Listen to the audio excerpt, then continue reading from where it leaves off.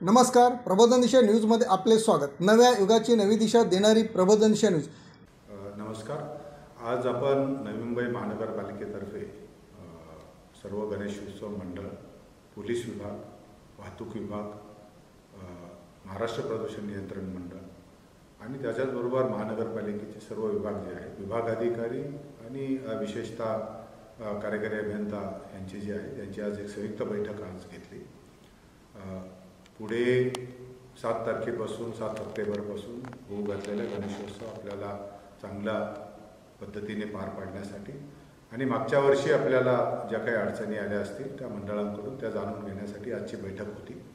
या बैठकीमध्ये मागच्या गणेशोत्सव मंडळांनी असं स्पष्टपणे सांगितलं की आम्हाला ऑनलाईनची जी मागच्या वर्षाची सुविधा होती ती अत्यंत चांगली होती, ती चालू ठेवावी आणि दुसरे काही मुद्दे जे आहेत की पोलीस विभागाशी आहेत, वाहतूक विभागाशी आहेत, ते सुद्धा आपण आज चर्चेला केले।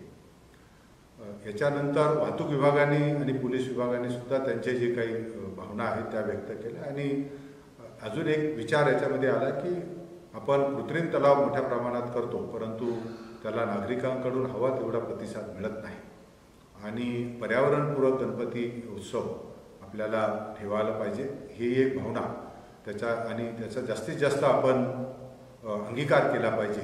या दोन्ही गोष्टीवर चर्चा बैठकीत झाली आणि आजच्या बैठकीमध्ये सर्व गणेशोत्सवाच्या मंडळांमध्ये आपण ह्या वर्षासाठी सुद्धा ऑनलाईन पोर्टलची सुविधा उपलब्ध करून देत आहोत। त्याच्याबरोबर जे कृत्रिम तलाव आणि नैसर्गिक तलाव असतील ते सुद्धा आपण जिओ टॅग करणार आहे, त्यामुळे प्रत्येक नागरिकांना त्यांच्या जवळच्या कृत्रिम तलाव असेल किंवा नैसर्गिक तलाव असेल तिथे विसर्जनासाठी उपलब्ध होता होईल। विसर्जनाच्या ठिकाणी ज्या सुखसुविधा पाहिजेत, लाईटची व्यवस्था आहे, पाण्याची व्यवस्था आहे, शौचालयाची व्यवस्था आहे, याच्याबाबत सुद्धा दक्षता घेण्यात येणार आहे। आणि सर्वात महत्त्वाचा जो भाग आहे की ह्या वर्षी आपण पर्यावरणपूरक गणपती करत असताना मी सर्व मंडळांना असं आवाहन केलं आहे आणि आजही यामार्फत मी सर्व नागरिकांना आवाहन करतो की आपण प्लास्टिक मुक्त गणपती उत्सव, गणेश उत्सव साजरा करूया, असा संकल्प करूया। महानगरपालिकेच्या या आव्हानाला आपण निश्चितच प्रतिसाद द्याल अशी मला खात्री आहे, कारण आपण आतापर्यंत जेवढं सहकार्य केलं आणि ज्या पद्धतीने नवी मुंबई महानगरपालिका नेहमीच पर्यावरणपूरक आणि पर्यावरणाच्या बाबतीमध्ये संवेदनशीलता राहिली, तीच संवेदनशीलता आपल्या या गणेश उत्सवाच्या निमित्ताने पुन्हा दाखवली जाईल। याच्याचबरोबर आपण जर बघितलं तर आपण बहुतेक आपले कोकणात जाणारे जे बंधू आहेत, प्रवास करत असतात, त्यांच्यासाठी सुद्धा आपण काही ठिकाणी रिसिव्हिंग सेंटर सुरू करतो। या रिसिव्हिंग सेंटरच्या ठिकाणी पुरेसे स्वच्छ पिण्याचं पाणी आणि टॉयलेट ह्या सुद्धा गोष्टी ठेवण्यात येतील आणि तिथे जे पुरेशी लाईटची व्यवस्था सुद्धा आहे ती सुद्धा तिथे पुरवली जाईल। मला खात्री आहे की ह्या वर्षाचा जो गणेशोत्सव होऊ घातलेला गणेशोत्सव आहे हा निर्विघ्नपणे पार पडेल आणि सर्वांना माझ्या या निमित्ताने आगाऊ मी शुभेच्छा देतो आणि एक संकल्प आपण सर्व करूया की या वर्षीचा गणेशोत्सव जो आहे तो आपण पर्यावरणपूरक करण्याबरोबरच प्लास्टिक मुक्त गणपती उत्सव या करूया, एवढंच मी या निमित्ताने आवाहन करतो। धन्यवाद।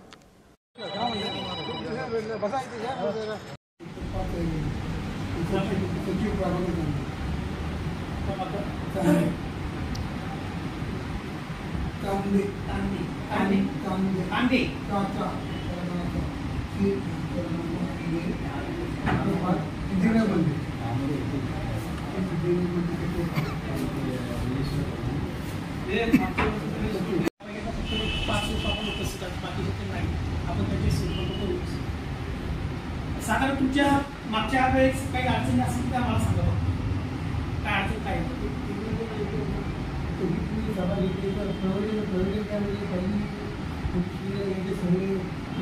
आपण फक्त आयोजित पुरता मर्यादित बोलत आहोत। जर तुमच्या काही अडचणी असतील तर त्या मला आता सांगा किंवा आपण एक व्हॉट्सअप ग्रुप तयार करू आपल्या मंडळाचा, नवजोडी मंडळ आहे गणपती कोणता होतो तुम्हाला वापर करू नका आणि हेच की फॉर्म भरताना म्हणजे आपलं रजिस्ट्रेशन करताना लवकर करावं, अगदी शेवटच्या दिवसापर्यंत कोणी नमस्कार, अशोक अहिर यांनी आज स्वतःहून म्हणजे वार्ड ऑफिसतर्फे स्वतंत्र मीटिंग घेऊन सर्व जवळजवळ 31 मंडळांच्या कार्यकर्त्यांना बोलवलं होतं आणि त्यांनी मार्गदर्शन केलं आणि त्या मार्गदर्शनात आम्ही आमच्या सूचना पण मांडल्या आहेत. एक 5 वर्षासाठी रजिस्ट्रेशन करावं असे सूचना मांडली होती. एक पार्किंगचा प्रश्न आहे आणि एक ते झाडं जे फुटपाथला असले झाडं ती त्यांनी तोडावी आणि मंडळ आपल्या जी प्रभात फेरी निघते किंवा मिरवणूक निघते त्यांना कुठल्या प्रकारात त्रास होणार नाही त्या संदर्भात त्यांनी सूचना मांडल्या आम्ही. तर त्या सूचना त्यांनी त्या लिहून घेतल्या आहेत आणि त्या करणार आहेत असे त्यांनी आम्हाला सांगितले. आणि त्याशिवाय त्यांनी एक ह्या मंडळांचा ॲप तयार करून जी काय माहिती उपलब्ध होईल ती आम्ही तुम्हाला पाठवू आणि त्या माहितीनुसार तुम्ही आम्हाला सहकार्य करावं अशी त्यांनी एक सूचना मांडली. त्याला आम्ही सगळ्यांनी प्रतिसाद दिलेला आहे. जे महानगरपालिकेला जे लागणारे सहकार्य आहे ते आमचे मंडळ करतील असं आम्ही त्यांना वचन दिलेलं आहे. तसंच स्वतः आयुक्त साहेबांनी व्हॉट्सअप ग्रुप तयार करतो असं त्यांनी सांगितलं आहे आणि त्यात जी मंडळांचे सगळ्यांना ॲड करून घेणार आहेत. त्याच्यामुळे इथे जे काय महानगरमध्ये जे काय सूचना असतील त्या तुरंत म्हणजे लवकरात लवकर आम्हाला मिळतील. आमचे काय अडचणी असतील ते आम्ही लवकरात लवकर त्यासमोर मांडू शकतो. हा एक फायदा होईल त्याच्यात केलेली आहे. कारण की जेणेकरून CC कॅमेरे त्यांना सांगितलं आहे जागोजागी CC कॅमेरे लावलेले आहेत परंतु काही ठिकाणी बंद पण असतील ते चेक करून चालू करावे की जेणेकरून काही अपघात किंवा काही परिणाम झाल्यास ते CC कॅमेऱ्यात कैद होऊन आपल्याला लवकरात लवकर त्यांच्यावर कार्यवाही करता येईल. यासाठी आम्ही त्यांना सांगितलं आहिरे साहेबांना की CC कॅमेरे पण चेक करून घ्या आणि तसं त्यांनी आम्हाला प्रॉमिस पण केलं आहे. ठीक आहे आम्ही सगळ्या ज्या मंडळ ज्या एरियात येतात त्या एरियातले सर्व CC कॅमेरे गतवर्षी येणाऱ्या सार्वजनिक गणपती उत्सवाच्या अनुषंगाने वॉर्ड ऑफिसच्या स्तरावर आपल्या ह्या विभागाचे वॉर्ड अधिकारी आहिरे साहेबांच्या माध्यमातून त्यांच्या आज सर्व ऐरोली विभागातल्या सर्व गणेश मंडळाची सर्वांची एक संयुक्त मीटिंग अशी घेतली होती आणि त्याप्रमाणे त्या मीटिंगमध्ये त्यांनी योग्य ते मार्गदर्शन केलं. आम्ही पण आमच्या मंडळाच्या तर्फे काही सूचना दिल्या. त्या सूचनेच्या अनुषंगाने दोन्ही ठिकाणावरून ज्या काही त्रुटी असतील त्या पूर्णपणे कमी करून येणारा गणेश उत्सव हा चांगल्या पद्धतीने आणि स्वच्छ आणि प्लास्टिक मुक्त अशा ज्या सूचना दिल्या तर त्याचं आम्ही समर्थन करतो.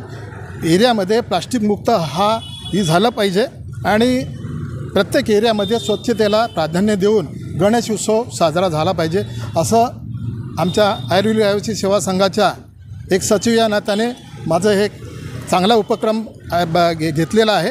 आम्ही त्याला योग्य ते सहकार्य करू. आगामी गणेशोत्सव आपला 7 सप्टेंबर ते 17 सप्टेंबर या कालावधीत होतो आहे. या संदर्भात माननीय आयुक्तांनी दिनांक 7 ऑगस्ट रोजी सर्व मंडळं महापालिका प्रशासन MIDC सिडको पोलीस प्रशासन वाहतूक पोलीस प्रशासन या सर्वांची एकत्रित बैठक घेतली होती आणि त्यामध्ये मान्य आयुक्तांनी मंडळांच्या काही अडचणी असतील तर त्या समजावून घेतलेल्या आहेत आणि त्या संदर्भात संबंधित विभागांना सूचना दिलेल्या आहेत. ही बैठक जरी संपन्न झाली असली तरी विभाग स्तरावरती जे मंडळं कार्यरत आहेत त्यांची आपल्याशी तोंड ओळख व्हावी आणि त्यांना या सूचना जे उपस्थित नसतील त्यांना त्या सूचना त्यांच्यापर्यंत पोहोचाव्यात हा या बैठकीचा उद्देश होता.